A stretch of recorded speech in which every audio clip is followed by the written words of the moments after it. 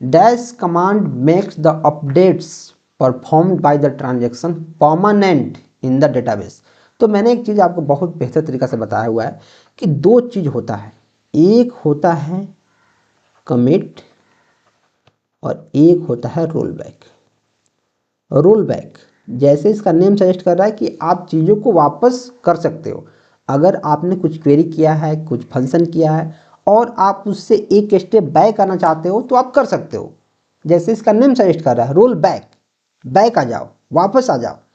Commit में क्या होता है, once a transaction is committed, once a transaction is committed it can't be rolled back. एक बार अगर ट्रांजैक्शन कमिट हो गया तो फिर वह रोल बैक नहीं हो सकता है। जैसे अब ऐसा कभी नहीं होगा, जैसे मानो कोई ए पर्सन है और कोई पर्सन बी है, ए ने अपने खाता में से -1000 कर दिया, 1000 रुपया उसने बी को भेज दिया और ट्रांजैक्शन सक्सेसफुल हो गया।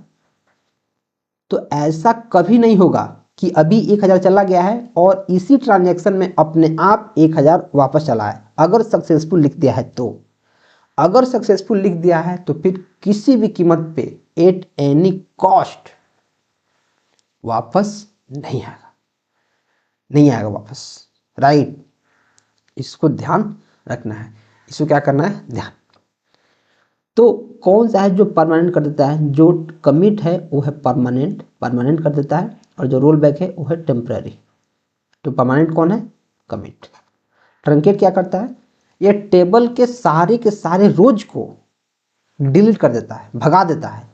अगर हमारे पास कोई टेबल है, इसमें काफ़ी सारे रोज हैं, उनके डेटा को भी डिलीट कर देगा ट्रंकेट। रोल बैक क्या करेगा, अगर आप ट्रांजैक्शन कर रहे हो तो टेम्पररी डेटा को सेव किया रहेगा, अगर आप रोल बैक करोगे तो फिर से वापस आ जाएगा। मतलब इसमें अंडू हो जाएगा, अंडू समझो। और इसमें अंडू का कोई फीचर नहीं है। एक बार कमिट मतलब कमिट। जैसे वो बोलते हैं ना, मैंने एक बार कमिटमेंट कर ली तो अपने आप की भी नहीं सुनता, वैसे एक बार कमिट हो गया तो फिर कुछ भी कर लो, चीज़ें चेंज नहीं होगी, right. Next, in SQL the functions U case, L case, upper case, lower case, mid, length, round are called.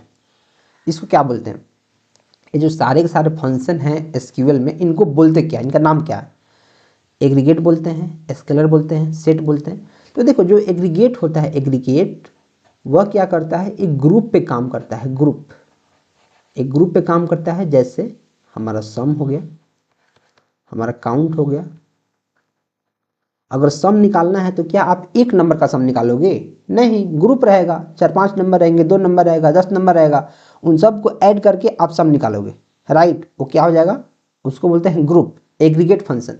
Count, count किसको करोगे, जब बहुत सारा नंबर रहेगा, बहुत सारा हमारे पास ऑपरेशंस रहेगा, उसको काउंट करोगे, वो सारा का सारा हो जाएगा ग्रुप फंक्शन जो एग्रीगेट है। इसमें आता है सम, काउंट, फिर मिनिमम, मैक्सिमम, बहुत सारे में से मिनिमम निकालना है, बहुत सारे एलिमेंट में से मैक्सिमम निकालना है, इसको बोलते हैं एग्रीगेट फंक्शन, ठीक है। स्केलर क्या होता है सर, स्केलर होता है जो सिंगल आउटपुट देता है, सिंगल सिंगल सिंगल। जैसे मानो कि अगर मैं लिखा हूँ त्रिलोकी, TRILOKI, अगर मैं यू केस लिखता हूँ ऐसे, यू केस त्रिलोकी, तो सिर्फ एक त्रिलोकी, एक जो सिंगल इनपुट है इस पे काम करेगा और इसको क्या कर देगा, कैपिटल कर देगा। इसको बोलते हैं क्या, स्केलर, जो सिंगल आउटपुट पे काम करता है, और ये सारे के सारे क्या है, स्केलर है। सेट क्या होता है सर, जैसे आपने नाम सुना होगा यूनियन, इंटरसेक्शन, इस टाइप के जो फंक्शंस हैं उनको बोलते हैं सेट फंक्शन। तो इतना ध्यान रखना है, जो एग्रीगेट होता है उसमें काफ़ी सारे फंक्शंस होते हैं, जो ग्रुप पे काम करता है, स्केलर सिंगल इनपुट पे काम करता है, और ऐसे चीज़ें होती हैं। तो यहाँ लिखा हुआ है, आप इसको पढ़ सकते हैं चाहें तो, मैंने आपको बता दिया है। Next, what is a view, जो व्यू है वो क्या होता है। तो देखो एक काफ़ी इंपॉर्टेंट कंसेप्ट है, और जो व्यू है इसको मैं बहुत इंपॉर्टेंट बोलूँगा, और इसको मैं आपको याद करने का सलाह दूंगा, इसको डायरेक्ट याद करना है, याद। व्यू क्या होता है, एक वर्चुअल टेबल होता है, वर्चुअल टेबल, वर्चुअल में क्या लिख रहा हूँ यहाँ, टेबल, TABLE। व्यू क्या है, एक virtual table. View is a special stored procedure executed when event occur, no, a view is a virtual table which results of executing a precompiled query, सही बात है। A view is a database diagram, नहीं। View क्या है, direct याद रखना है, view एक वर्चुअल टेबल है, बस इतना याद करना है। व्यू क्या है, वर्चुअल, व्यू क्या है, एक वर्चुअल टेबल है, बस इतना याद रखना है। डायरेक्ट ये क्वेश्चन बनेगा, डायरेक्ट। ट्रंकेटिंग टेबल्स सेल, मैंने आपको बताया था, मैंने अब क्या बताया है कि अगर आप ट्रंकेट करते हो, ट्रंकेट कमांड अगर आप यूज करते हो तो सारे के सारे जो रोज हैं उस टेबल के वो डिलीट हो जाएंगे। एम्प्टी या टेबल कम्प्लीटली, नहीं। अगर पूरा का पूरा आप टेबल कंप्लीट कर रहे हो, एम्प्टी कर रहे हो या फिर डिलीट कर रहे हो तो होता है ड्रॉप। अगर आप ड्रॉप करोगे तो पूरा का पूरा टेबल खत्म हो जाएगा। एम्प्टी या फिर अगर आप डिलीट करते हो, डिलीट, स्पेशली जब आप डिलीट करते हो तो ड्रॉप करते हो, पूरा का पूरा टेबल खत्म। Delete the selected rows only, yes, अगर पूरा का पूरा रोज को आपको डिलीट करना है, केवल रोज को जिसको आपने सेलेक्ट किया है, तब आप ट्रंकेट करते हो। इसके बारे में आप पढ़ सकते हो। Truncate table removes all rows from the table instantly. Empty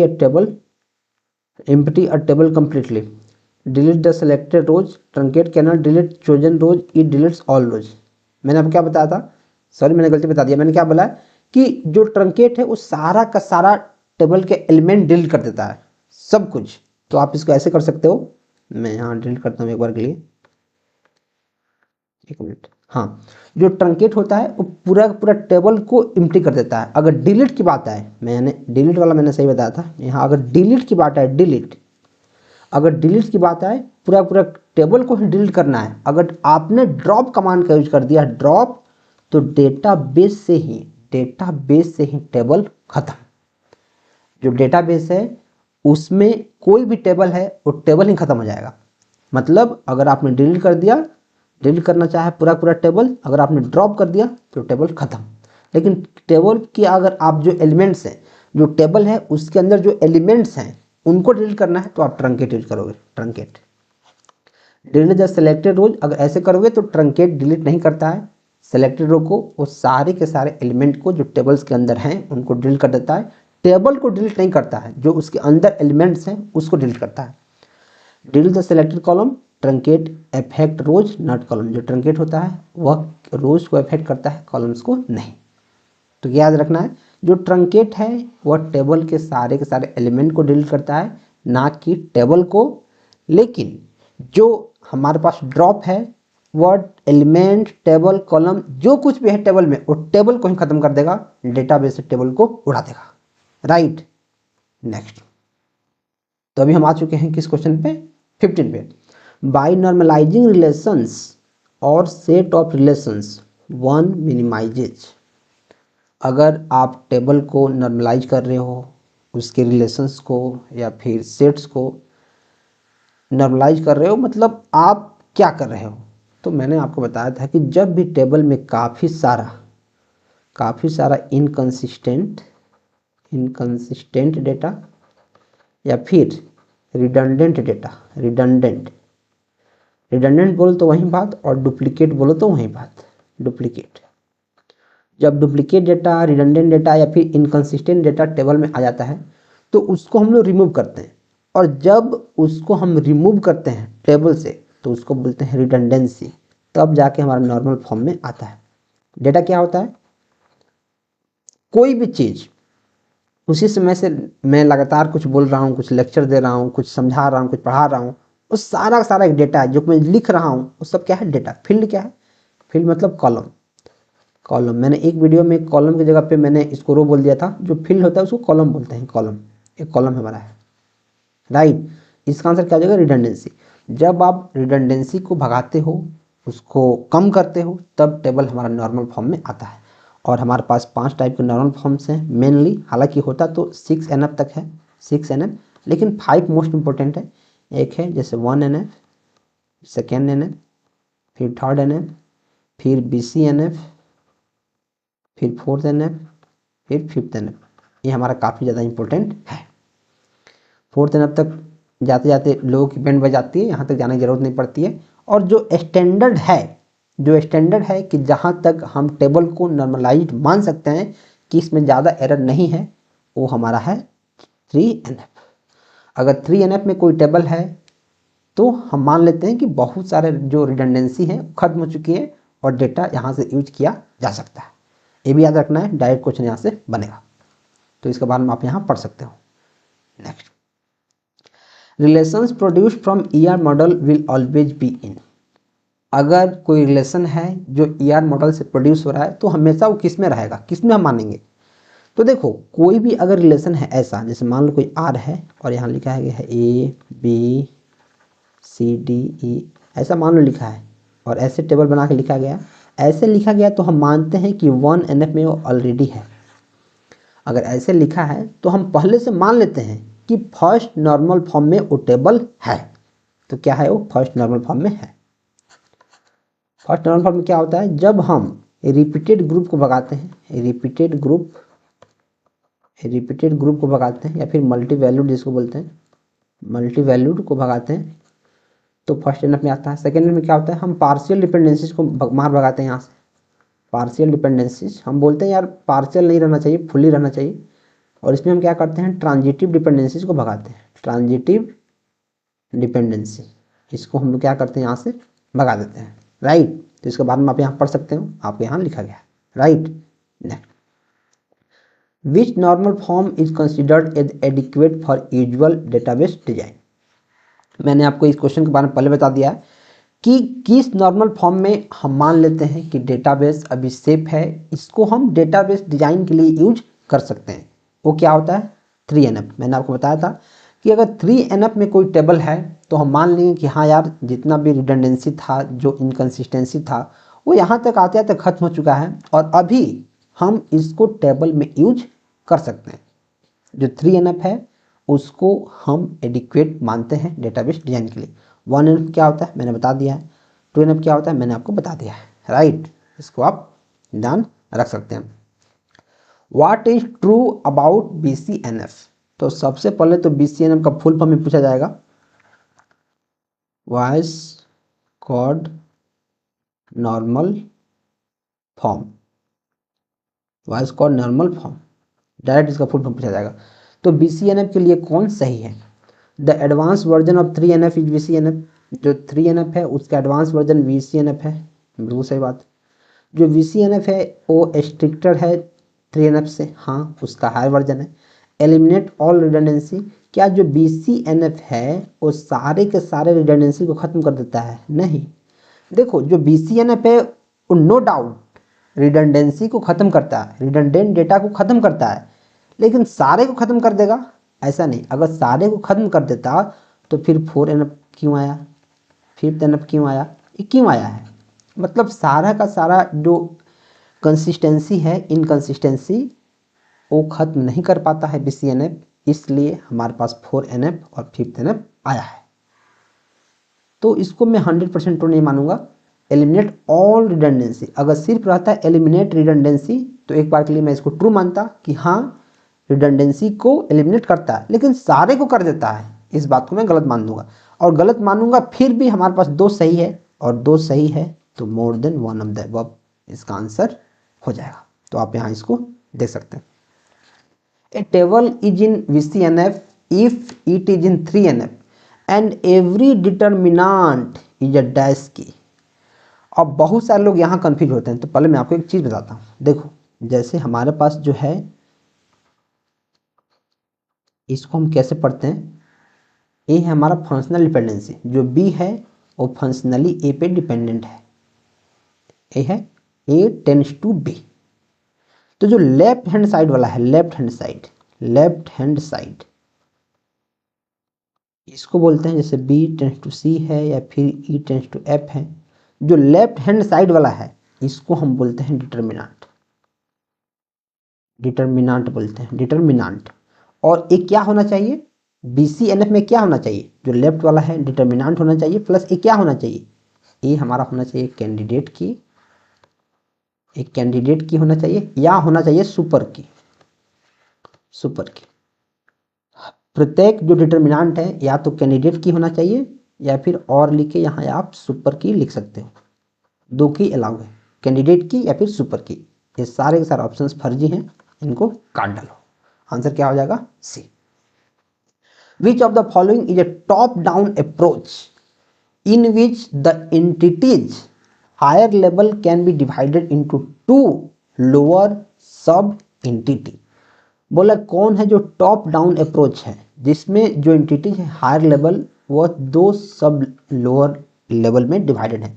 तो देखो टॉप डाउन, तो मैंने आपको एक चीज़ बताते हैं, यहाँ टॉप है मतलब एस टी, एस के बाद टी आता है तो S T, top down, T मतलब S, S T, top down मतलब एस से स्पेशलाइजेशन। मैंने आपको ए याद करवा दिया था कब, जब आप बिहार स्टेट की प्रिपरेशन कर रहे थे तब। दूसरा कोई टाइप का क्वेश्चन था लेकिन मैंने आपको याद करवाया था एस टी, याद रख लो। टॉप डाउन मतलब एस, एस टी, एस के बाद टी आता है एस टी, याद कर लो S T S T S T S T S T. जो टॉप डाउन है वो क्या है, स्पेशलाइजेशन। बाकी जो एग्रीगेशन है वो भी है बटम अप, जो जनरलाइजेशन है ये भी है बटम अप। तो एक याद कर लेना है एस टी, बाकी दोनों बटम अप है, राइट। तो इसके बारे में थोड़ा सा देखते हैं। एग्रीगेशन क्या है, एक बटम अप है। जनरलाइजेशन क्या है, एक बटम अप है। स्पेशलाइजेशन क्या है, एक टॉप डाउन है। तो इसके बारे में चलो डायग्राम देखते हैं, तब ज़्यादा चीज़ें समझ में आएंगी। तो ये है हमारे पास स्पेशलाइजेशन। इसमें क्या था देखो, एक जो हमारा है वो दो अलग अलग भाग में बटा है और यहीं दो लोअर एंटिटी में बटा है। यह इज ए रिलेशन पे काम करता है। इज जैसे यहाँ लिखा है, जो पर्सन है वो एम्प्लॉय भी हो सकता है, जो पर्सन है वो कस्टमर भी हो सकता है, और कस्टमर का अलग अलग प्रॉपर्टी हो सकता है, एम्प्लॉय का अलग अलग प्रॉपर्टी हो सकता है, और जो पर्सन है उसका तो हो ही सकता है। और एक टॉप डाउन है, मतलब ऊपर से नीचे की तरफ चीज़ें फ्लो हो रही हैं, तो इसको बोलते हैं स्पेशलाइजेशन। स्पेशलाइजेशन मतलब टॉप टॉप डाउन मतलब एस टी, इसका ध्यान रखना है। वैसे ही इज अ प्रोसेस, एक मिनट मार्कर चेंज करता हूँ, of DBMS simplifying the complex data structures it follows bottom up. जो बॉटम अप को काम करता है तो क्या स्पेशलाइजेशन होगा, नहीं, ये तो टॉप डाउन करता है। जनरलाइजेशन होगा, एग्रीगेशन होगा। एग्रीगेशन हो सकता है लेकिन एग्रीगेशन जो है इसमें क्या करता है, कॉम्बिनेशन का काम करता है, कंबाइन करने का काम करता है। ये भी हमारे पास बटम अप ही है। जो एग्रीगेशन है वो भी बटम अप है लेकिन इसमें कॉम्बिनेशन होता है, चीज़ों को कंबाइन करता है। तो इसके आंसर क्या हो जाएगा, जनरलाइजेशन। आपने जान लिया स्पेशलाइजेशन क्या होता है, टॉप डाउन, तो बटम अप में नहीं होगा, आपने काट दिया। आपने जान लिया कि जो एग्रीगेशन होता है वो चीज़ों को कंबाइन करता है। बटम अप होता है लेकिन चीज़ों को कंबाइन करता है, एग्रीगेट करता है, एग्रीगेशन मतलब कंबाइन करना। तो आंसर नहीं होगा, तो क्या बच जाएगा, जनरलाइजेशन। आपने इसको समझ लिया। तो चलिए इसको देखते हैं। देखो सेम टू सेम वही है, जो स्पेशलाइजेशन है उसी का उल्टा है जनरलाइजेशन। इसमें क्या है, जो एम्प्लॉय है, employee is a person, employee भी पर्सन है, और जो कोई कस्टमर है वो भी एक पर्सन है, और सबका अलग अलग कैरेक्टरिस्टिक्स तो है। ये नीचे से ऊपर की तरफ फ्लो कर रहा है, ये दोनों मिला के पर्सन है, दोनों अलग अलग पर्सन है, तो क्या हो जाएगा, बटम अप। इसको ध्यान रखना है। जो स्पेशलाइजेशन है एस टी, एक याद कर लिए स्पेशलाइजेशन, टॉप डाउन, और बाकी जो एग्रीगेशन है, जो जनरलाइजेशन है, सारे के सारे हैं बटम अप। इसको ध्यान रखना है। वैसे ही है is a process of DBMS of combining two और more entity to form a more meaningful new entity. देखो यहाँ कंबाइनिंग का बात आया, दो या उससे ज़्यादा एंटिटी। जब कॉम्बिनेशन का बात आएगा तो एग्रीगेशन। ये नहीं होगा, ये नहीं होगा, मैंने आपको इसके बारे में बता दिया है, राइट। नेक्स्ट, तो आप इसको देख सकते हैं, दो या दो एंटिटी को इसने कंबाइन किया है। कॉलेज ऑफर करता है कोर्स को, और आप क्या करते हो, जो स्टूडेंट होता है वह इंक्वायरी करता है किसके बारे में, कोर्स के बारे में, कॉलेज के बारे में। ये हमारा हो गया। Deadlock in DBMS occurs when, जो डीबीएमएस है उसमें भी डेडलॉक होता है, और जो डेडलॉक होता है वो ज़्यादा हम लोग पढ़ते हैं ऑपरेटिंग सिस्टम में। तो डेडलॉक कहीं भी हो उसका काम वही है कि जब दो या दो से ज़्यादा ट्रांजेक्शन्स या रिसोर्सेज या जो प्रोसेस हैं वो एक रिसोर्सेज के लिए इनडेफिनेटली वेट कर रहे हैं, उनका टाइम नहीं आ रहा है, तो उसको बोल देंगे कि डेडलॉक लग गया है। क्या डेटाबेस एम्प्टी है तो डेडलॉक बोल देंगे, नहीं। ट्रांजेक्शन कमिट हो गया सक्सेसफुल तो डेडलॉक बोल देंगे, नहीं। जब दो ट्रांजेक्शन्स वेट कर रहा है अपने अपने बारी का, लेकिन उसका बारी नहीं आ रहा है, तो बोल देंगे डेडलॉक लगा है। A transaction that has partially executed and is interrupted due to system failure. Partially execute हुआ है तो कमिटेड बोल देंगे, मतलब कमिट हो गया है, सही हो गया है, नहीं। एक्टिव बोल देंगे पार्शियली हुआ है तो नहीं। फेल्ड बोल देंगे पार्शियली हुआ है तो नहीं। फेल्ड उसको बोलेंगे जो खत्म हो गया है, पार्शियली कमिटेड मतलब आधा अधूरा भी हुआ है। और इस क्वेश्चन को मैं आपको दे दूंगा होमवर्क, हालांकि काफ़ी आसान क्वेश्चन है, आपको करना है कमेंट। कमेंट करने से डरिए मत, कमेंट कीजिए ताकि आपको लगे कि आप इसमें इन्वॉल्व हैं। कमेंट करना ना भूलें। और इसका आंसर क्या होगा आपको कमेंट करना है। और तो इसके लिए हमने एक काफ़ी स्ट्रक्चर्ड कोर्स डिजाइन किया है जिसमें आपको कंप्लीट सिलेबस का थ्योरी प्लस जो PYQ अभी तक है, इसके पहले जो एग्जाम्स हुए हैं या फिर उस लेवल के जो एग्जाम्स हैं उसका PYQ, 45 सेक्शनल मॉक, एक एक सब्जेक्ट का आपको मॉक टेस्ट देखने को मिलेगा, 15 फुल मॉक टेस्ट। आप फुल मॉक टेस्ट दे पाएंगे कि आपने जो सिलेबस पढ़ा है उससे चीजें आपसे सॉल्व हो रही है कि नहीं। वीडियो सॉल्यूशंस अलग अलग एग्जाम्स के PYQ का, practice sheet, class sheet, handwritten and type notes, ये सारा पैकेज आपको सिर्फ 497 में देखने को मिलेगा। आपको सिंपली हमारा ऐप डाउनलोड करना है और इस कोर्स को इनरोल करना है। इसमें एक एक सब्जेक्ट को हमने इतना बेहतर तरीका से पढ़ाया है कि अगर आप उसको पढ़ लेते हैं तो कंप्यूटर साइंस के स्टेट लेवल के जितने भी एग्जाम्स हैं आप उसको काफी आसानी से क्रैक कर लेंगे। आपको सिंपली क्या करना है, इस ऐप को डाउनलोड करना है, डिस्क्रिप्शन में एक लिंक है वहां से, या फिर आप चाहते हैं भैया यार मुझे वीडियो कोर्स से नहीं पढ़ना है, मुझे सिर्फ नोट्स से पढ़ना है, तो आप सिर्फ हमारे नोट्स को 99 रुपये में ले सकते हैं। 99 रुपये में आप हमारे नोट्स को ले सकते हैं, एक एक सब्जेक्ट का आपको नोट्स देखने को मिल जाएगा। और देखो आपको एक चीज पता है कि जो कंप्यूटर साइंस का एग्जाम है, कोई भी एग्जाम हो, उसमें ऑपरेटिंग सिस्टम पूछेगा ही पूछेगा, DBMS पूछेगा ही पूछेगा, डिजिटल इलेक्ट्रॉनिक्स पूछेगा ही पूछेगा, प्रोग्रामिंग पूछेगा ही पूछेगा, सॉफ्टवेयर इंजीनियरिंग पूछेगा, नेटवर्किंग पूछेगा, उस पूछेगा, मतलब एक एक जो सब्जेक्ट है आपसे पूछना ही है। और बाय द वे आगे चल के ऑफिशियल सिलेबस आता है और उसमें कोई भी सब्जेक्ट अगर एक्स्ट्रा ऐड होता है तो उसको भी हम इस कोर्स में खत्म कर देंगे, एक एक चीज कंप्लीट कर लेंगे। आपको सिंपली क्या करना है, इस चैनल को अभी कभी सब्सक्राइब कर लेना है, क्योंकि चैनल आपका काफी ज्यादा हेल्प करेगा अपकमिंग किसी भी कंप्यूटर साइंस के एग्जाम्स के लिए। तो आप जाएं, ऐप को डाउनलोड करें और वहां कोर्स को आप इनरोल कर सकते हैं, अच्छे से पढ़ना शुरू कर सकते हैं, क्योंकि अब नोटिफिकेशन आ गया है, फॉर्म भरना शुरू हो गया है, तो अभी पढ़ाई जरूरी है। चलिए